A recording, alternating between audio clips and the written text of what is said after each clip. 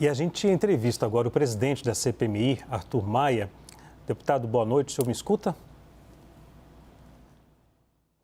Eu escuto bem. Antes de tudo, obrigado pela participação aqui no CNN Arena. Deputado, gostaria de saber do senhor a avaliação que o senhor faz nesse dia aí, no segundo dia de depoimento na CPMI. Olha, foi um dia bastante produtivo, porque nós estabelecemos desde o começo essa ideia de traçar um perfil cronológico para podermos chegar até o dia 8 de janeiro. O dia 8 de janeiro não aconteceu só no dia 8 de janeiro. É preciso que sejamos claros em dizer que todas as pessoas que estavam envolvidas com esse movimento já começaram a mobilização anterior. E uma delas, sem dúvida, foi esta bomba que foi colocada nas proximidades do aeroporto de Brasília, debaixo de um caminhão de combustíveis, com o propósito de detonar esse caminhão e causar um desastre de proporções inimagináveis. Primeiro dizer que isso é muito atípico no Brasil. Nós no Brasil, quando vemos às vezes essa coisa de carro-bomba, homem-bomba, parece que não faz parte da nossa vida. Por isso mesmo, o meu sentimento é de uma grande indignação quando nós vemos uma situação como essa acontecer no nosso país, de muita tristeza. Esse radicalismo político, ele é muito preocupante e é por isso mesmo que essa CPI tem que apurar tudo o que aconteceu para mostrar claramente para os brasileiros o risco que a nossa democracia sofreu. A pergunta que se persegue nessa CPI, saber se teve ou se não teve uma tentativa de golpe de Estado. Esse episódio isolado de algumas pessoas, não vou dizer esse episódio, mas esse conjunto de episódios envolvendo pessoas, representa de fato uma conspiração orquestrada, organizada, com o propósito de acabar com a democracia no Brasil, ou se nós tivemos, na verdade, criminosos que agindo isoladamente apenas por uma atitude intrínseca, pessoal, resolveram confrontar o resultado de uma eleição de uma maneira criminosa. Então, esse trabalho está sendo feito e essas oitivas que aconteceram hoje, como a que aconteceu anteontem, como as que acontecerão na semana seguinte, tudo isso é muito importante para que esta casa, o Congresso Nacional, dê uma resposta efetiva para o Brasil, uma resposta histórica. Houve uma tentativa de golpe de Estado ou não? Porque às vezes, Leandro, as pessoas falam, mas o Supremo está fazendo a mesma coisa. Não é verdade. O Supremo está tratando de individualizar as condutas. O Supremo, ao final das investigações que vem realizando, vai dizer, olha, aquele sujeito que quebrou o relógio vai ser condenado em tanto tempo. O outro que fez uma minuta de golpe vai ser condenado em tanto tempo. Ele não vai dizer, o Supremo Tribunal Federal, ao final do seu trabalho, se de fato aconteceu ou não a tentativa de golpe de Estado. Agora nós, deputados e senadores, aqui no Congresso Nacional, não.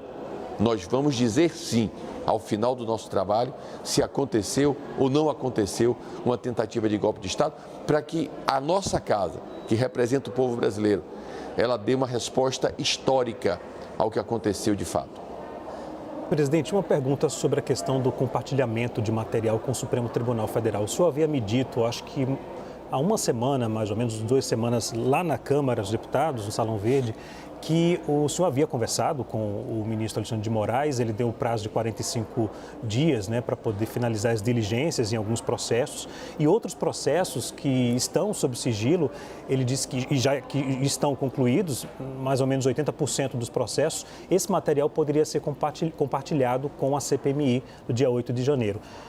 Já começou o processo, presidente, ou houve alguma mudança de critério, já que houve o questionamento de parlamentares que estão sendo investigados na CPMI? O Marcos Duval, ele saiu por questão de saúde, mas há também o parlamentar, o André Fernandes. Houve alguma mudança, uma mudança de critério em relação a esse compartilhamento ou não? Absolutamente. Quando eu conversei com você, como você acaba de falar, eu já havia conversado com o ministro Alexandre de Moraes. Entretanto, nós não havíamos ainda votado no plenário da CPMI a aprovação desses requerimentos para que pudéssemos efetuar a solicitação ao Supremo Tribunal Federal. Essa votação aconteceu anteontem, na terça-feira passada, que nós votamos e aprovamos esses requerimentos de solicitação de compartilhamento desse sigilo. Então, nós estamos enviando para o Supremo Tribunal Federal, salvo engano, já enviamos hoje para o Supremo Tribunal Federal esses requerimentos e eu creio que, com muita brevidade, haveremos de ter acesso. Na verdade, o fato de ter um parlamentar que está sendo investigado no conjunto da CPI, isso não modifica a situação, porque, como nós havíamos dito, o meu acordo com o nosso ministro Alexandre de Moraes é de que seriam repassados aqueles inquéritos cujas diligências já haviam sido cumpridas. Quando a diligência acaba de ser cumprida, obviamente que os advogados das partes têm acesso a esses inquéritos. Portanto, não há mais segredo para os advogados. Se não há para os advogados, também não há para as partes envolvidas. E claro que depois que se cumpre a diligência, não há mais motivo para se ter, em relação ao investigado, esse sigilo. Por exemplo, quando eu estive com o ministro Alexandre de Moraes, ainda estava em curso essa ação que aconteceu aqui no Senado, de uma busca e apreensão no gabinete do senador Marcos Duval.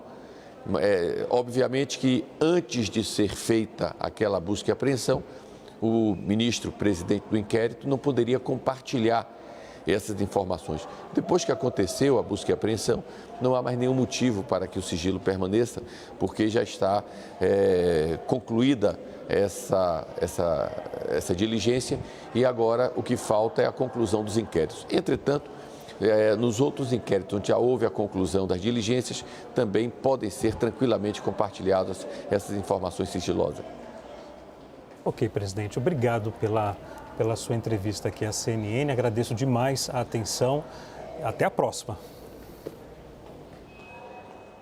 Até a próxima. Prazer falar com vocês e espero que a gente possa prosseguir com esse trabalho e trazer em breve uma resposta afirmativa e definitiva para o Brasil, para que não deixemos de registrar o que aconteceu no nosso país, o risco que a democracia padeceu e, sobretudo, a necessidade que todos nós brasileiros temos de defender as instituições democráticas do nosso país. Muito obrigado e boa noite a todos.